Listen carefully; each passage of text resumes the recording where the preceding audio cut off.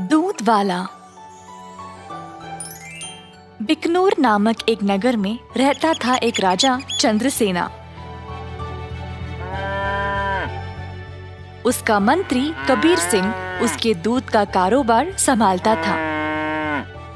उन्होंने बहुत सारे स्वस्थ गायों को पाला जो अच्छा और गाढ़ा दूध देते थे। ये दूध सारे गांव में बेचा जाता था।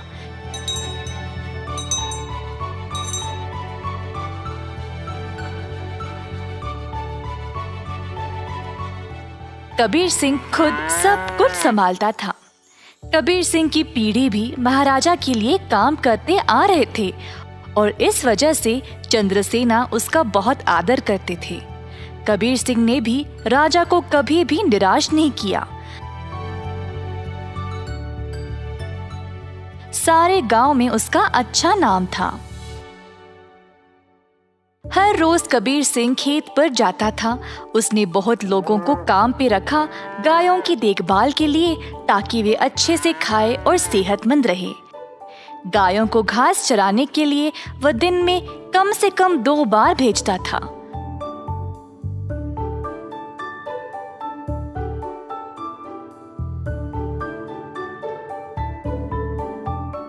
वह हमेशा ध्यान रखता था कि दूध साफ सुथरा रहे।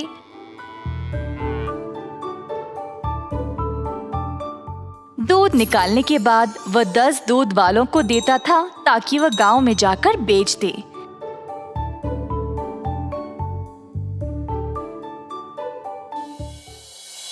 दूध वाले कबीर सिंह को पैसे देते थे और कबीर जाकर चंद्रसेना को। चंद्रसेना ने देखा कि कैसे कबीर ईमानदारी से काम करता था और उस पे पूरा भरोसा रखा। महाराज कबीर के साथ अच्छा बर्ताव करते थे और कबीर राजा के बारे में भी अपने बहनों को बताया करता था। एक दिन जब कबीर घर वापस आया तो उसने अपने बहनों को बहुत गुस्से में और परेशानी में देखा।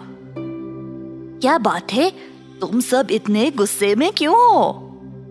हम तीनों की उम्र हो गई है शादी के लिए, पर क्या फायदा, शादी के लिए पैसे ही नहीं है।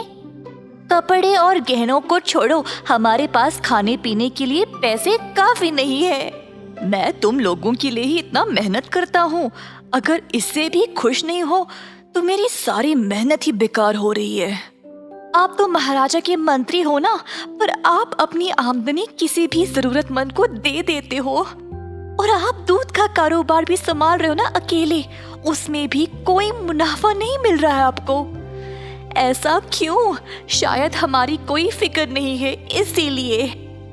तीनों बहनें रोने लगी और कबीर को बहुत बुरा लगा। अब तुम सब मत रो, मुझे बर्दाश्त नहीं होता। अब बोलो मैं क्या करूं? मैं वही करूंगा। वैसे आपको ज्यादा कुछ करने की जरूरत नहीं, आप दूध का सारा कारोबार संभालते हो ना। अगर आप उसमें थोड़ा पानी मिलाकर बेचोगे तो आप ज्यादा बेच पाओगे। हाँ, और अधिक दूध से आप ज्यादा मुनाफा भी कमा सकते हो। पर ये तो धोखा हुआ, मैं राजा के साथ ऐसा नहीं कर सकता। कबीर सिंह ने ऐसा करने से मना कर दिया था, पर उसकी बहनों ने उसको भावुक करके जैसे तैसे उससे ये काम करवा ही दिया। कबीर सिंह अक्सर कमाए गए पैसे राजा को देता था और बाकी के पैसे अपनी बहनों को देने लगा। मुझे ऐसा करना नहीं पसंद, ये आखिरी बार है, इसके बाद मुझे ये सब करने के लिए नहीं बोलना। कबीर की बातें सुनकर बहनों ने उसको पैसे वापस किए और घर छोड़कर जाने का नाटक करने लगी। कबीर के पूछने पर तीनों ने धमकी दी कि वे घर छोड़कर चले जाएंगे। मजबूर होकर कबीर को उनकी बात माननी ही पड़ी। कमाए गए पैसे राजा को देकर अधिक पैसे अपनी बहनों को देने लगा। ये सिलसिला कई दिनों तक चलता रहा। कुछ ही समय में कबीर की बहनें नए नए साड़ियाँ और गहने खरीदने लगे और अच्छा खासा खाने भी लगे। उनकी जिंदगी ही बदल गई।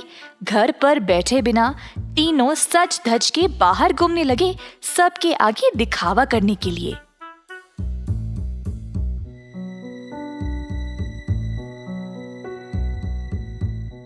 गांव के सारे लोग हैरान रह गए और आपस में बातें करने लगे। ये तीन बहनें कबीर की कमाई को ऐसे इस्तेमाल कर रहे हैं। मैंने कभी नहीं देखा किसी को ऐसा करते हुए। पर कबीर सिंह के पास इतने पैसे आए कहाँ से? सब लोग कबीर के बारे में बातें करने लगे और बाकी के मंत्री कबीर की कमाई पर ईर्ष्या करने लगे, तो इस बात पर जांच करना शुरू कर दिए। जल्द उनको सच पता चल गया कि वह दूध में पानी मिलाकर बेच रहा था। 70% राजा को देकर बाकी के 30% अपनी जेब में डाल रहा था। खेत के कारीगरों से मंत्रियों ने ये बात का पता लगाया। सारे मंत्री गए राजा के पास और उनको पूरा सच बता दिया। अब क्योंकि राजा को कबीर से बहुत लगाव था, उनको इस बात पर यकीन ही नहीं हुआ, पर उनके पास और कोई रास्ता नहीं था सिवाय कबीर को दंड देने का। तीनों बहनें आए कैद खाने अपने भाई को देखने के लिए और उनको बहुत बुरा लगा कि उनकी ही वजह से उनका भाई आज जेल में बंद पड़ा है। बहनों को अपनी गलती का एहसास हुआ और तीनों गए महाराजा के पास और उनको सब सच बताया कि असल में ये सब उन तीनों की ही गलती है और कबीर दोषी नहीं है। उन्होंने राजा से भीख मांगी कबीर को छोड़ने के लिए। जब राजा ने ये सब सुना तो उन्होंने तीनों बहनों को भी कबीर के साथ कैद खाने में ही डाल दिया और कहा, दंड केवल गलत करने वाले को ही नहीं, गलत सोचने वाले को और गलती में हिस्सा लेने वाले को भी मिलनी चाहिए। एक बार एक गांव में कृष्णा नामक व्यक्ति रहता था। हर रोज वह दूध से घी बनाया करता था और अपने गांव के बाजार में बेचता था। यही थी उसकी रोजी रोटी कमाने का जरिया। अपने शुद्ध और मजेदार घी के लिए कृष्णा बहुत मशहूर था। घी ले लो, शुद्ध देसी गाय का घी ले लो, घी ले लो, घी ले लो। एक दिन एक मिठाई वाला सुंदर ने कृष्णा को बुलाया और 1 किलो घी के लिए मांगा। कृष्णा गया उसके पास। कृष्णा भाई, मुझे 1 किलो घी चाहिए।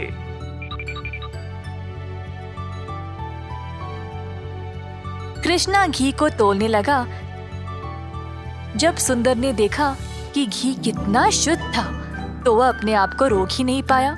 सुंदर ने और घी लेने का निर्णय लिया।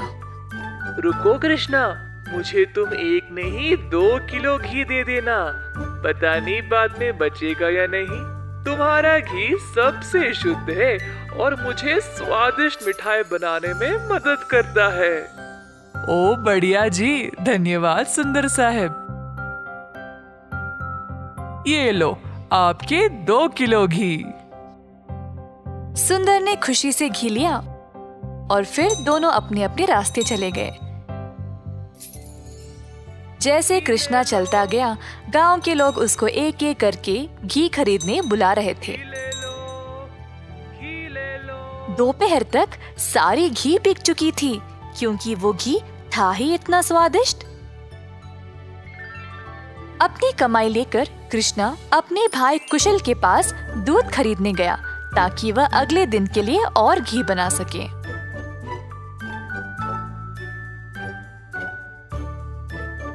हर रोज कुशल देखता था कि उसका भाई बहुत घी बेचकर अच्छा पैसा कमा रहा था और उसका कारोबार दिन पे दिन और भी ज्यादा बढ़ने लगा।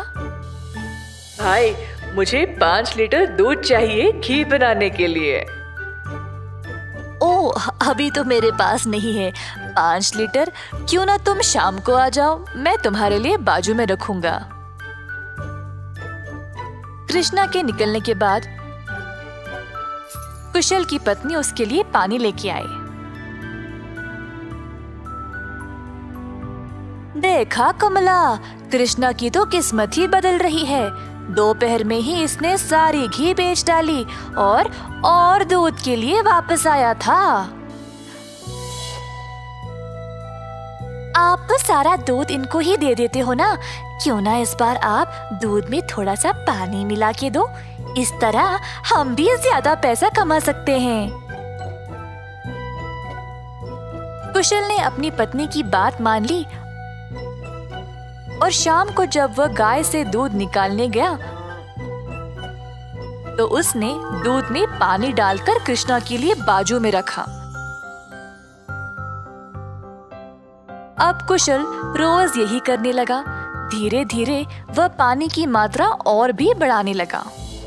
अब कृष्णा इस बात से अनजान समझ नहीं पाया कि उसकी घी की शुद्धता दिन पे दिन कम क्यों होती जा रही। इस वजह से उसके बहुत सारे ग्राहक भी कम होते गए। अब कृष्णा दूध की गुणवत्ता को जांचना चाहता था, तो उसने दही जमाया। जब दही जमा तो उसने ऊपर इतना सारा पानी देखा। शायद गाय की सेहत ठीक नहीं है, इसीलिए अच्छा दूध नहीं दे रही होगी। मैं कुशल को ये बात बोलता हूँ। जब कृष्णा कुशल के घर गया तो उसने अपने भाई और उसकी पत्नी को दूध में पानी मिलाते हुए देख लिया। अब उसको समझ आ गया कि उसकी घी की शुद्धता इतनी कम क्यों हो गई थी। ना जानते हुए कि वह क्या करे और बिना कुछ कहे कृष्णा वहां से निराश होकर चला गया। अब कृष्णा ने अपनी कमाई से 2 गाय खरीदे और खुद दूध निकालना शुरू किया।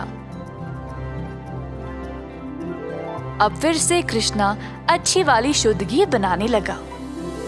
कृष्णा ने अपनी एक छोटी सी दुकान खोल ली जहाँ पे वो शुद्ध देसी घी बेचने लगा। उसी समय सुंदर उसके पास आया और बोला, हाय कृष्णा, पिछले कुछ दिनों से घी कुछ ठीक नहीं है। मेरे मिठाइयों के लिए अच्छे ग्राहक थे, केवल आपकी शुद्ध घी की वजह से। उम्मीद है अब आप अच्छा घी बना रहे हो। मैं चाहता हूँ कि मेरे ग्राहक वापस आ जाए। आप ये 2 गाय देख रहे हो, ये मैंने ही लाए हैं अब खुद दूध निकालने। अब से मैं ही दूध निकाल रहा हूँ, तो आज से घी भी सबसे बढ़िया मिलेगी। जैसे दिन बीतते गए अब कृष्णा से और लोग घी खरीदने लगे। कुछ ही दिनों में कृष्णा ने और गाय खरीदे। उसने कुछ नौकरों को अपनी दुकान पर काम पे भी लगाया, हाथ बटाने के लिए। अंततः कृष्णा काफी अमीर बन गया और ईमानदारी से अपना कारोबार चला रहा था। इसी दौरान कुशल, जिसने अपने ही भाई की प्रतिष्ठा को बर्बाद करने की कोशिश की, गांव में अपने मिलावटी दूध के लिए पकड़ा गया। अब कुशल दूध भी नहीं बेच पाया और जल्द नुकसान में पड़ गया। उसे समझ नहीं आया कि अब वह क्या करे। कुशल को अपनी गलती का एहसास हुआ और अपने भाई से माफी मांगने गया। उसने कृष्णा से भीख मांगी माफी के लिए और नौकरी के लिए, ताकि वह अपने कर्जों को चुका सके। दयालु कृष्णा ने तुरंत अपने भाई को क्षमा कर दिया और गायों और कामगार की देखरेख के लिए काम दे दिया। इस कहानी से हम ये सीखते हैं कि दिल से माफी मांगने वाले को माफ कर देना चाहिए और हमेशा एक अच्छी प्रतिष्ठा रखनी चाहिए।